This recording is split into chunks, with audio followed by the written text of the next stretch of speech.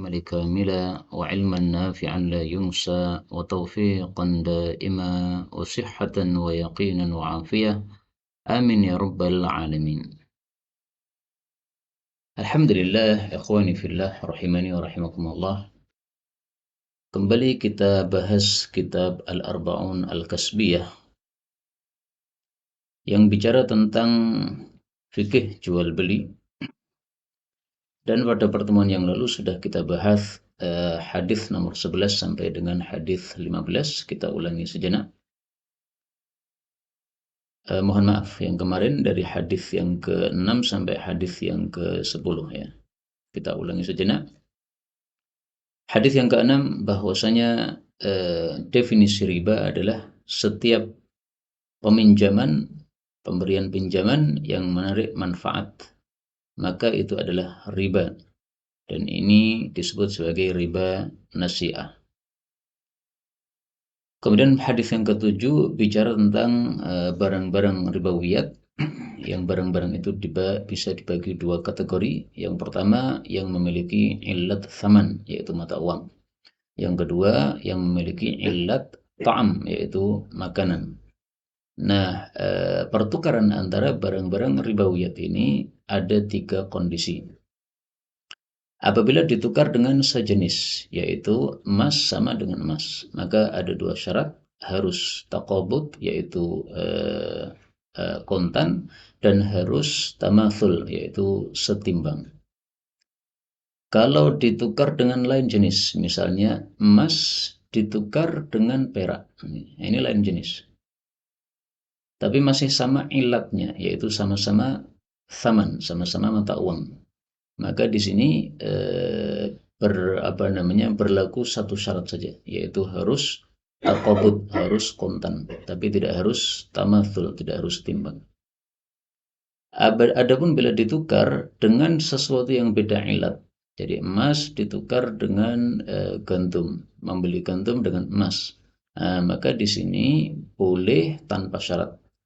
Tidak harus taqabud, tidak harus kontan, dan tidak harus tamathul atau setimbang.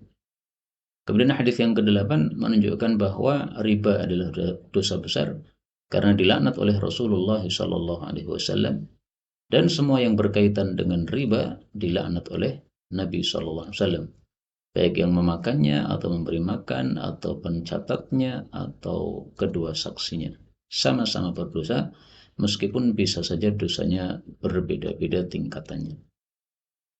Kemudian hadis yang ke-8, larangan menjual anjing, demikian juga hasil dari zina dan hasil dari perdukunan.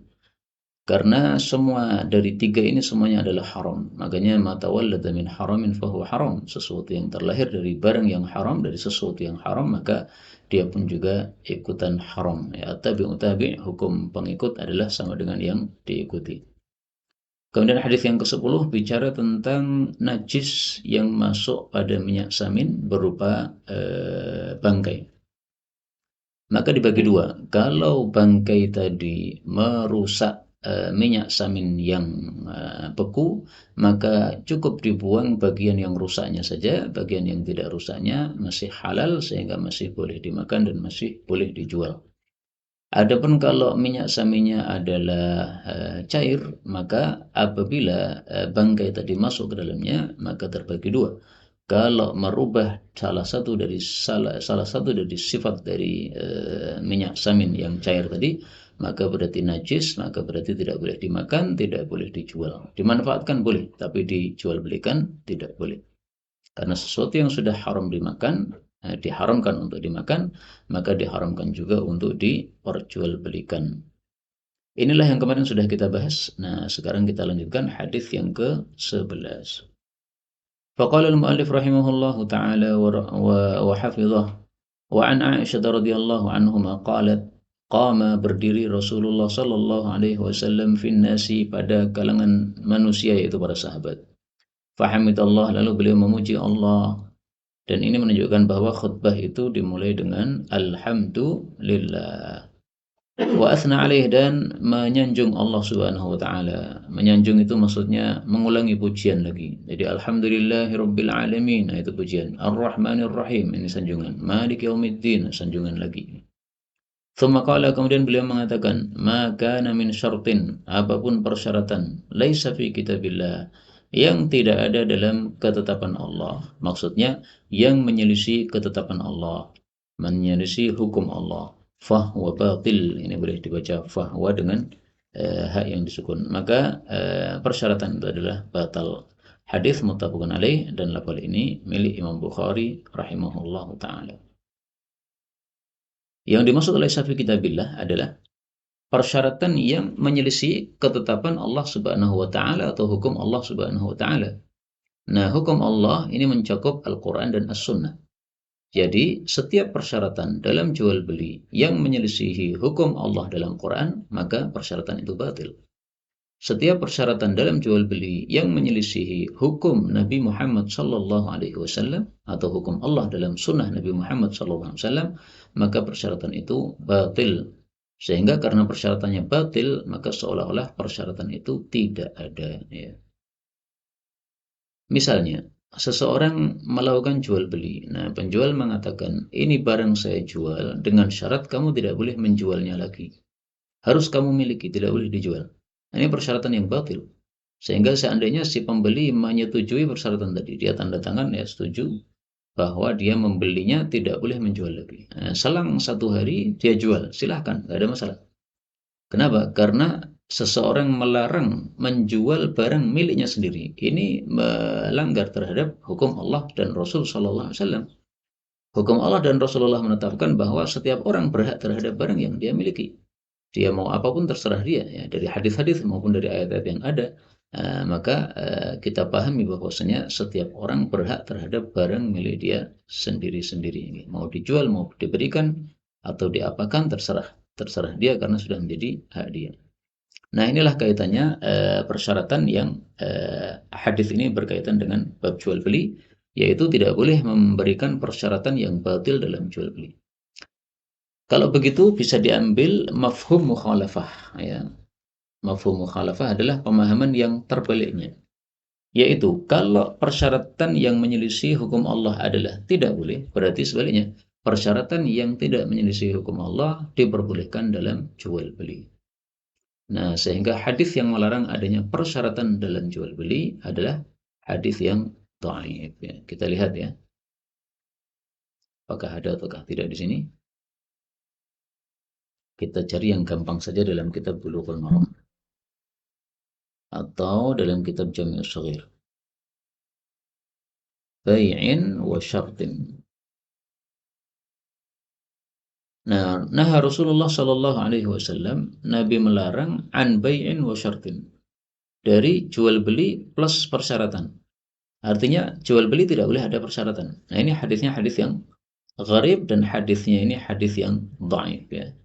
Kata Syekh Zuhairi, sanaduhu dhaifun jiddan. Sanadnya sangat-sangat dhaif. Nah, sehingga tidak bisa dijadikan sebagai dalil melarang adanya persyaratan dalam jual beli. Silahkan bersyarat, tapi syaratnya syarat yang tidak menyelisih hukum Allah dan Rasulnya. Dan pernah dilakukan oleh Nabi Shallallahu Alaihi Wasallam, yaitu Jabir ketika menjual untanya pada saat safar kepada Nabi Shallallahu Alaihi Wasallam, maka Jabir mengatakan, ishtarattu humlanahu ilal Madinah. Saya persyaratkan untuk saya tunggangi dulu unta ini sampai Madinah karena saya masih safar ini. Nah, disetujui oleh Nabi Shallallahu Alaihi Wasallam. Nah, begitu sampai ke kota Madinah, kemudian sholat 2 rakaat, kemudian menghantarkan unta ke rumah Nabi Shallallahu Alaihi Wasallam, barulah terjadi di situ jual beli, ya. Nabi membayar unta yang sudah dibeli tadi, dan itu menunjukkan bolehnya persyaratan dalam jual beli karena persyaratannya bukan persyaratan yang batil. Hadis berikutnya hadis 12. Wa an Samurah bin Jundubin, boleh juga dibaca Jundabin, radhiyallahu anhu, anna Nabiya sallallahu alaihi wasallam, bahwasanya Nabi naha, melarang, an bai'il hayawan, dari menjual binatang, bil hayawan, ditukar dengan binatang, jadi barter binatang, nasiatan, secara kredit. Hadis diriwayatkan oleh Imam 5 dan disahihkan oleh At-Tirmidzi dan Ibnul Jarud. Hadis ini melarang kita menjual atau menukar binatang, misalnya kambing dengan kambing, tapi kontan. Tapi yang dimaksud kontan di sini adalah kontan dari kedua belah pihak. Kontan dari si penjual dan kontan dari si pembeli. Tidak boleh. Tapi kalau kontan, kok kontan, kredit ya, nasihatan kredit ya. Jadi tidak boleh kredit dari kedua belah pihak. Kalau kreditnya dari satu belah pihak tidak ada masalah. Saya membawa kambing saya. Nah, kemudian teman saya yang menukar kambing dia membayarnya besok hari. Maka tidak ada masalah seperti itu karena dilakukan oleh sahabat Nabi Shallallahu Alaihi Wasallam di masa Nabi atau dengan perintah Nabi Shallallahu Alaihi Wasallam. Kita lihat hadisnya. Rasul Shallallahu Alaihi Wasallam memerintahkan Abdullah bin Amr bin As untuk mempersiapkan tentara. Jadi mau perang nih. Nah, tentara zaman dulu mereka membutuhkan tunggangan onta karena onta lebih kuat untuk ditunggangi daripada kuda ya. Kalau kuda itu fungsinya untuk peperangan, tapi kalau untuk perjalanan jauh memikul beban yang berat itu onta. Ternyata onta-onta yang disiapkan sudah habis. Maka Nabi Shallallahu Alaihi Wasallam menyuruh untuk mengambil hutang onta-onta dengan bayaran onta-onta zakat nanti kalau sudah ada di Baitul Mal. Jadi maksudnya gini, ini ada orang punya onta. Nah, kemudian Abdullah bin Amr membeli onta-onta dia. Tapi membayarnya dengan onta-onta yang belum ada. Kapan membayarnya? Nanti ketika Baitul Mal sudah terpenuhi dengan onta-onta. Misalnya biasanya Ramadan itu Baitul Mal penuh dengan onta. Nah, maka Abdullah bin Amr mengatakan, ini onta-ontamu saya beli, nanti saya bayar dengan onta juga, tapi nanti di bulan Ramadan. Ketika Baitul Mal sudah penuh dengan onta, maka akan saya bayar ontamu itu dengan onta dari Baitul Mal. Nah, fakuntu akhud, maka saya mengambil, maksudnya membeli al-ba'ira, satu ekor onta bil ba'irain dibayar dengan 2 ekor onta. Jadi orang yang menjual tadi memberikan 1 ekor onta dan nanti akan dikembalikan oleh Abdullah bin Amr bin As 2 ekor onta kepada dia. Maka hadis ini menunjukkan 2 hal. Pertama, bolehnya melakukan barter atau jual beli onta dengan onta, binatang dengan binatang, apabila kreditnya dari satu belah pihak saja.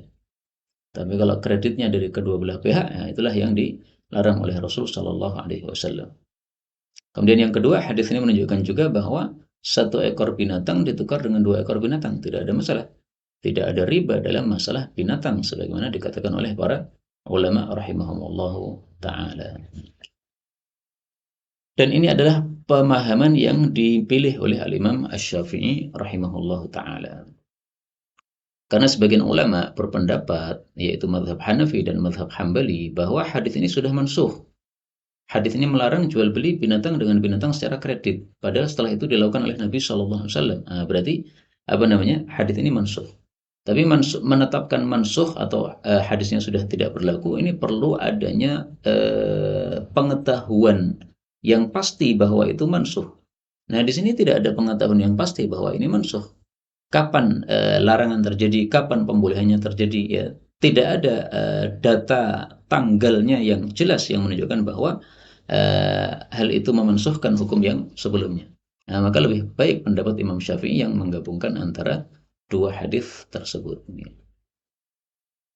Kemudian pendapat Imam Syafi'i ini juga dikuatkan oleh asar-asar dari para sahabat Nabi Shallallahu Alaihi Wasallam. Abairah dalam Sahih Bukhari. Imam Bukhari mengatakan washtara Ibnu Umar rahilatan. Ibnu Umar membeli 1 ekor unta bi arba'ati ab'irah, ditukar dengan 4 ekor unta. Di 1 ditukar 4. Boleh ya, bukan riba. Yufiha sahibaha bi rabadah. Nanti akan dibayarkan oleh pemiliknya di rabadah. Nah, jadi Ibnu Umar ngasihkan ontanya 1 di sini, di tempat ini, tapi ontanya mohon maaf. Ibnu Umar ngasihkan 4 ontanya di sini, tapi pemilik onta 1 onta tadi bayarnya nanti di rabadah. Jadi ontanya tidak ada di situ, tapi ontanya di tempat lain di Robadah. Nah, berarti dari Ibnu Umar kontan memberikan unta 4-nya sekarang, sementara penjualnya memberikannya secara kredit nanti ketika sudah sampai di Robadah. Wa qala Ibnu Abbasin qad yakunul ba'iru khairan minal ba'irain. Kata Ibnu Abbas, satu ekor unta kadang-kadang lebih baik daripada 2 ekor unta. Nah, makanya ini yang menunjukkan bahwa satu ditukar 2 tidak ada masalah. Sehingga jelas salah sebagian ustadz yang dulu saya pernah mendengarnya mengatakan satu motor ditukar dengan motor, satu motor itu wajib. Tidak boleh satu motor ditukar dengan 2 motor katanya. Itu riba namanya. Nah, itu satu penjelasan yang tidak sesuai dengan fikihnya para ulama rahimahumullah ta'ala. Kemudian Rafi' bin Khadij membeli seekor unta dengan bayaran 2 ekor unta. Fa'atahu ahaduhuma. Tapi dia baru membayarkan satu. Kemudian Rafi' mengatakan, saya akan bayar yang lainnya besok saja, insyaallah ta'ala. Nah, maka boleh. Kemudian Ibnu Musayyab mengatakan, la riba fil hayawan. Tidak ada riba dalam tukar-menukar binatang. Al-ba'iru bil ba'irain. Boleh 1 ekor unta ditukar 2 ekor unta. Wasyatu bisyata ini boleh 1 kambing ditukar 2 kambing. Ila ajalin dengan secara kredit.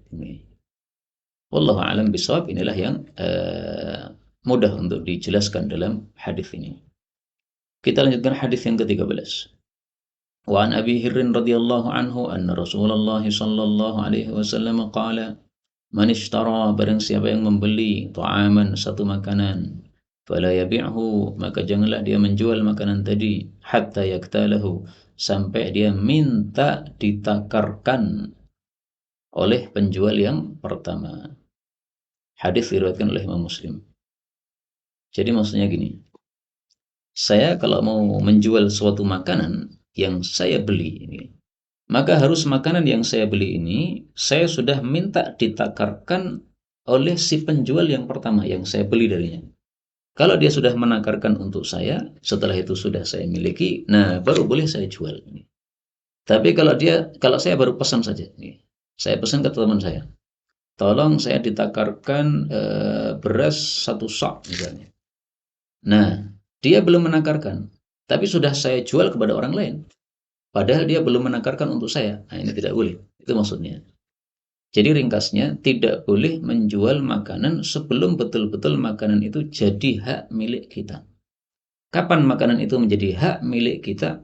Kalau kita sudah minta ditakarkan oleh si penjual, kemudian dia sudah menakarkan untuk kita, kemudian dia sudah serahkan kepada kita, kemudian kita bayar, nah itu sudah sah menjadi milik kita.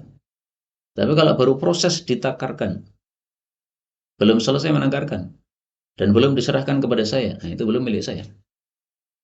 Buktinya apa? Buktinya kalau ternyata ada kerusakan pada barang yang ditakar tadi, saya tidak menanggung. Yang menanggung adalah penjual yang pertama tadi. Nah, berarti itu barang bukan milik saya. Buktinya saya tidak menanggung ketika terjadi sesuatu terhadap barang tersebut. Nah, sekarang di sini Nabi mengatakan ishtara ta'aman. Siapa yang membeli makanan? Apakah hukum ini hanya berlaku untuk makanan? Apakah berlaku juga untuk semua barang? Tidak boleh kita menjual barang sebelum barang itu betul-betul menjadi hak milik kita karena sudah kita beli dan sudah dikirim ke rumah kita.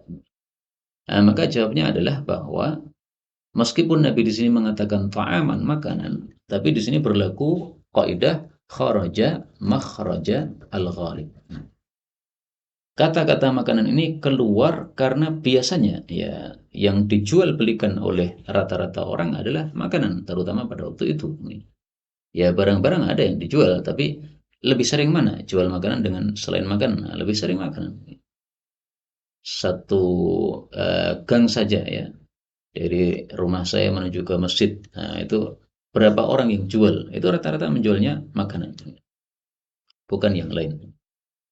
Karena itu hukum ini berlaku untuk apapun yang dijual, baik itu makanan maupun selain makanan. Ibnu Abbas menjelaskan bahwasanya selain makanan pun juga semisal juga, hukumnya sama juga. Kita cari ya.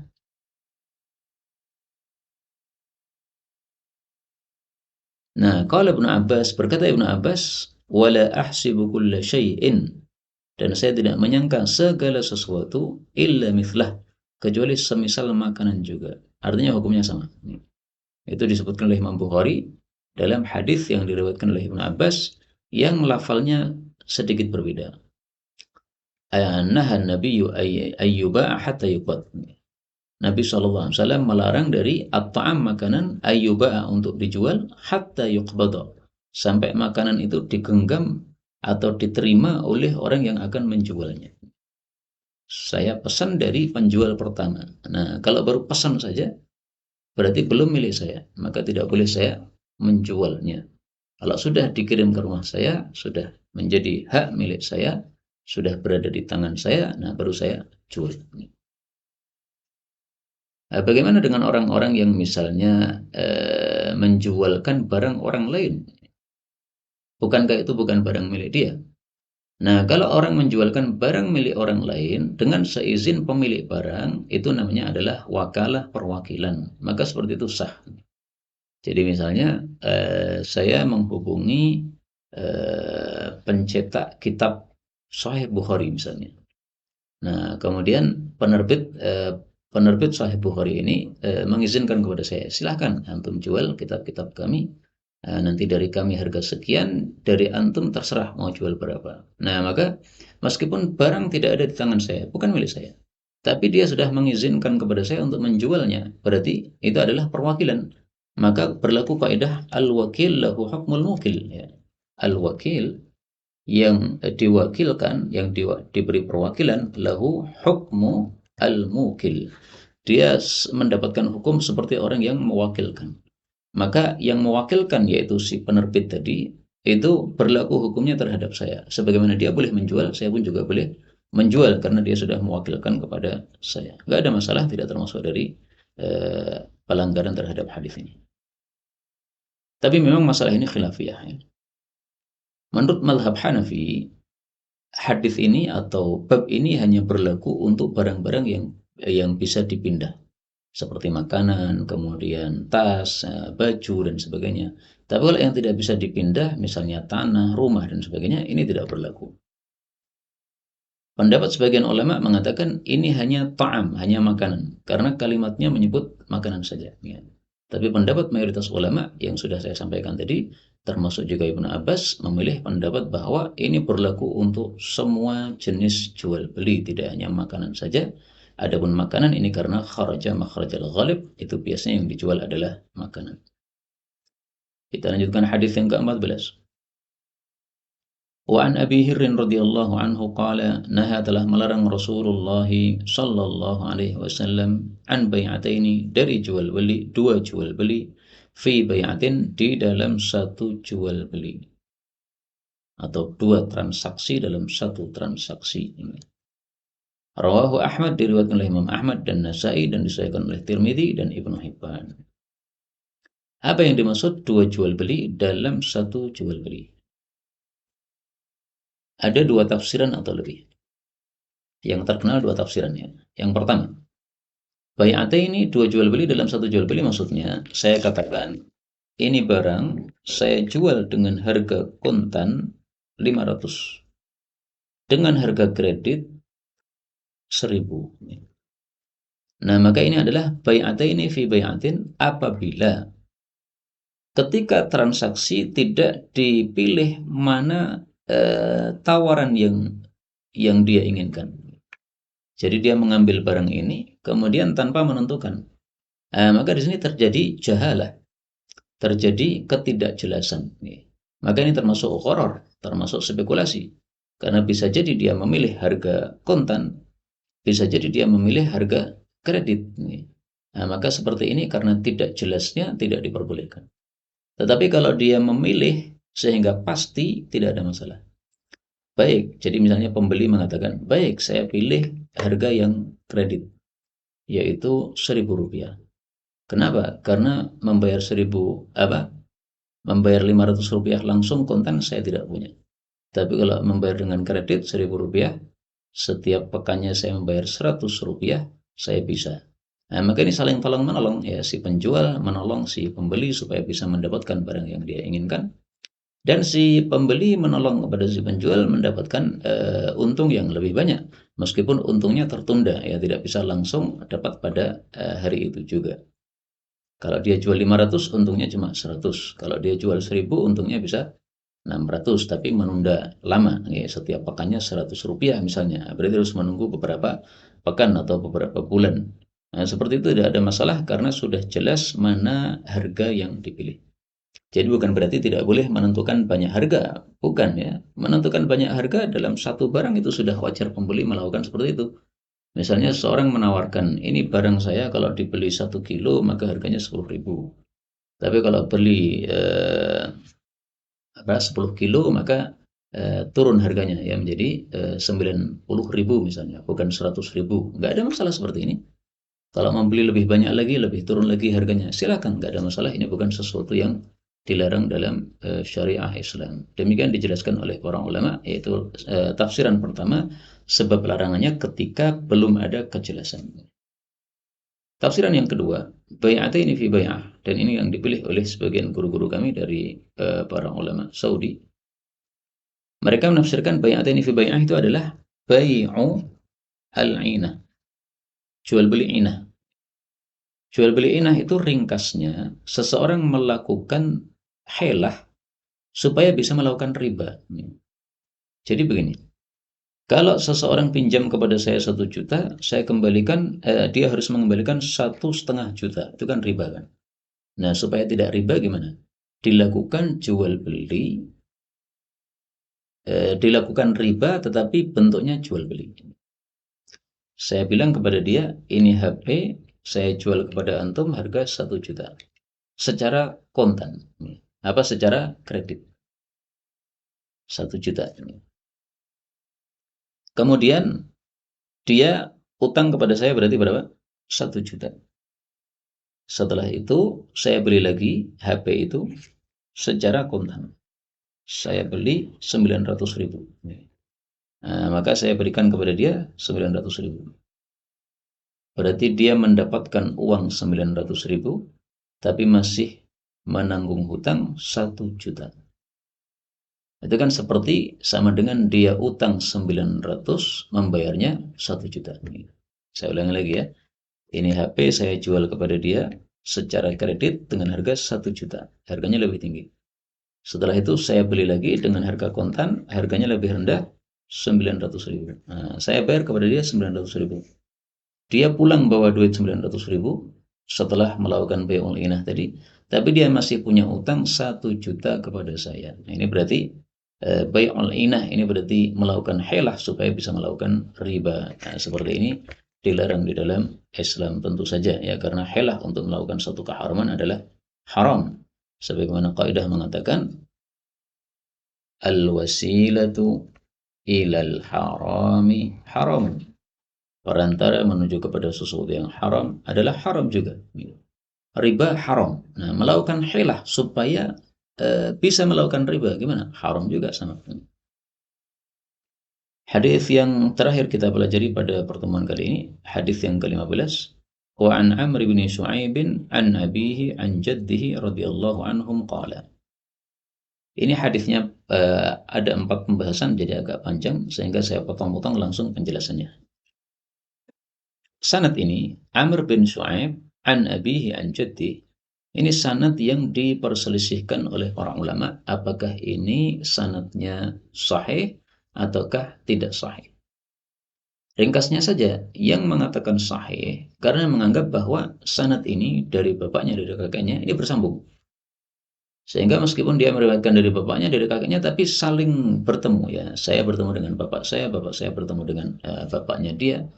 Sehingga karena saling bertemu maka tidak ada masalah, ini bersambung ya. Seorang anak meriwayatkan dari bapak, bapak dari bapaknya lagi atau dari kakek. Adapun yang menganggap bahwa hadis ini atau sanad ini tidak sahih, itu karena menganggap bahwa sanad ini Amr bin Shu'aib dari bapaknya dari kakeknya, ini bukan sanad yang bersambung, tapi hanya mendapatkan tulisan. Jadi bapaknya atau kakeknya sudah mati, tapi dia menemukan tulisan di rumahnya. Oh, ini tulisan bapak saya. Tapi si anak belum pernah meriwayatkan hadis dari bapaknya. Misalnya anaknya ditinggal mati oleh bapaknya ketika masih kecil. Nah, kemudian dia hanya mendapatkan tulisan saja, tidak meriwayatkan langsung dari bapaknya. Nah, berarti dianggap dhaifnya karena apa? Tidak bersambungnya, tidak bertemunya seorang anak dengan bapaknya atau dengan kakeknya tadi. Ringkasnya seperti itu. Adapun secara nama, maka supaya tahu siapa namanya ya, Amr bin Shu'aib bin Muhammad bin Abdullah bin Amr.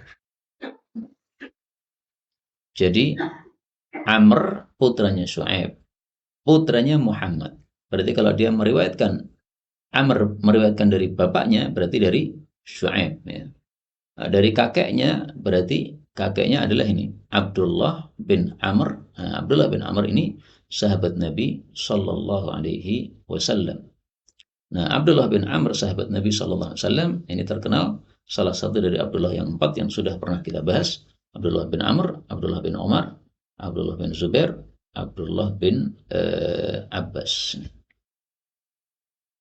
Dan Abdullah bin Amr ini, Amrnya ini adalah Amr bin As radhiyallahu taala anhuma, juga sahabat Nabi radhiyallahu taala anhu, juga sahabat Nabi sallallahu alaihi wasallam. Baik, ini ringkasnya untuk pembahasan ini, kemudian kita lanjutkan. Qala Rasulullah sallallahu alaihi wasallam, la yahillu, tidak halal, maksudnya haram. Salafun, hutang, wa bai'un, plus jual beli. Ini banyak tafsiran, tetapi tafsiran yang paling mudah adalah bahwa tidak boleh seseorang itu melakukan jual beli tetapi dengan melakukan pemberian hutang tetapi dengan mengharuskan jual beli. Misalnya seseorang ingin hutang kepada saya, berapa hutangnya? 1 juta. Boleh engkau hutang kepada saya 1 juta, nih saya kasih 1 juta dengan syarat motormu itu kamu jual kepada saya. Nah, sebenarnya dia masih butuh kepada motornya, tapi karena dia butuh pinjaman dari saya, akhirnya dia terpaksa menjual motor dia kepada saya. Nah, berarti ini apa? Memberikan utang tapi bersyarat. Ini sama dengan jaro manfaat, sama dengan memberikan pinjaman tapi menarik manfaat, dan itulah yang disebut sebagai riba, sebagaimana hadis yang sudah kita pelajari dulu. Jadi jangan menggunakan kesempatan dalam kesempitan. Ini dalam contoh ini berarti si pemberi pinjaman mengambil kesempatan untuk memiliki barang milik orang yang dia pinjami tadi dengan cara membelinya, dan dia terpaksa menjualnya gara-gara membutuhkan utangan yang dia butuhkan. Ini tidak boleh. Kemudian yang kedua, wala syartani fi bai'in, tidak boleh dua syarat dalam satu jual beli. Ini juga banyak tafsiran, tetapi paling gampang adalah bahwa syartani fi bai'in ini adalah sama dengan bai'ataini fi bai'atin. Jadi ada dua nama ya. Bai'ataini fi bai'atin, dua jual beli dalam satu jual beli, atau syartani fi bai'in, dua syarat dalam satu jual beli. Nah, penjelasannya sama dengan yang tadi, yaitu ada dua tafsiran dari ini. Bisa ditafsirkan bahwasanya saya menjual kepada engkau dengan harga kontan 1.000 dengan harga kredit 1.500. Nah, maka ini syartani fi bai'in apabila tidak disebutkan mana yang dipilih oleh si pembeli tadi. Tapi kalau sudah dijelaskan mana yang dipilih oleh si pembeli tadi dari dua tawaran tadi, maka tidak ada masalah. Atau bai'ul inah yang sudah kita jelaskan tadi. Kemudian yang ketiga, wala ribhu, tidak boleh mengambil untung malam yadman atau malam yudman, ya, sesuatu yang belum terjamin. Kalau yadman berarti sesuatu yang belum dia jamin. Wala bai'u, dan tidak boleh menjual ma laysa indak, apa-apa yang tidak ada padamu, maksudnya bukan milikmu. Apa maksudnya ma la ribahu ma lam yudman? Maksudnya adalah kita tidak boleh menjual sesuatu barang yang belum menjadi milik kita, yang belum menjadi milik kita. Misalnya tadi ya, saya pesan sesuatu kepada orang. Sudah pesan tetapi barang belum dikirim. Atau sudah dikirim tapi masih dalam tengah perjalanan. Ketika masih dalam tengah perjalanan, siapa yang menanggung barang itu kalau terjadi kerusakan? Tentu saja yang menanggung adalah si penjual. Tetapi kalau barang itu sudah sampai pada tempat saya, nah setelah sampai di tempat saya, kalau ada kerusakan, siapa yang menanggung? Saya. Nah, maka maksudnya tidak boleh menjual atau mengambil untung maksudnya menjual sesuatu yang belum saya jamin, sesuatu yang belum menjadi milik saya secara sempurna. Saya sudah pesan tapi belum sampai. Nah, itu berarti milik saya yang belum sempurna. Maka tidak boleh saya jual. Saya jual kalau sudah betul-betul sampai ke rumah saya. Kecuali tadi ya, kalau seseorang perwakilan tadi boleh. Saya tidak memiliki barang tadi, tapi saya minta izin kepada pemilik barang untuk menjualnya dan saya mengambil untung darinya. Nah, tidak ada masalah. Itu barang bukan milik saya, tetapi dia mengizinkan untuk saya menjualnya. Kemudian yang terakhir, wala bai'u ma laysa indak. Tidak boleh menjual apa yang tidak ada padamu, maksudnya belum menjadi milik kamu. Ini ditafsirkan di dalam hadis yang diriwayatkan oleh Hakim bin Hizam. Dia bertanya kepada Nabi Shallallahu Alaihi Wasallam, ya Rasulullah, ada seseorang ingin membeli dari saya sesuatu barang. Saya tidak memiliki, tapi kemudian saya carikan di pasar. Nah, maka Rasulullah Shallallahu Alaihi Wasallam mengatakan, la tabi' ma laysa indak. Kamu jangan menjual sesuatu yang tidak ada padamu, yaitu belum menjadi milikmu. Di pasar saya bisa mencarikan. Apakah betul bisa mencarikan? Bisa jadi sampai pasar ternyata barang sudah habis. Padahal sudah terlanjur dijual. Sudah terlanjur engkau jual. Nah, berarti mengecewakan orang yang membeli. Gimana katanya kamu bisa mendatangkan barangnya? Sudah saya berikan duitnya, ternyata nggak bisa memberikan barangnya. Nah, ini mengecewakan. Dan menyebabkan apa? Percekcokan antara penjual dan pembeli. Maka segala sesuatu jual beli yang menyebabkan percekcokan antara penjual dan pembeli, semua pintunya ditutup oleh Nabi Shallallahu Alaihi Wasallam. Sehingga seperti ini sebab pelarangannya adalah bisa dimasukkan dalam doror, kemadaratan, ya, bisa memudarati kepada si pembeli tadi. Karena si pembeli kalau tahu bahwasanya kita tidak memiliki barangnya, dia akan cari kepada penjual lain yang memiliki barangnya. Selesai masalah. Tapi dia sudah berharap kepada kita, duit sudah diserahkan kepada kita. Ternyata besok harinya kita mengatakan saya tidak bisa mendatangkan barangnya. Karena ternyata barang yang saya bayangkan ada di toko pos saya ternyata habis, di sana tidak ada. Nah, maka ini tidak boleh. Atau misalnya gambarannya adalah sudah saya jual, tapi barang masih di pasar. Kemarin barang itu harganya 50.000, sehingga saya jual 55.000, saya masih untung 5.000. Ternyata setelah kita jual 55.000 sampai di pasar, ternyata harganya sudah naik 56.000.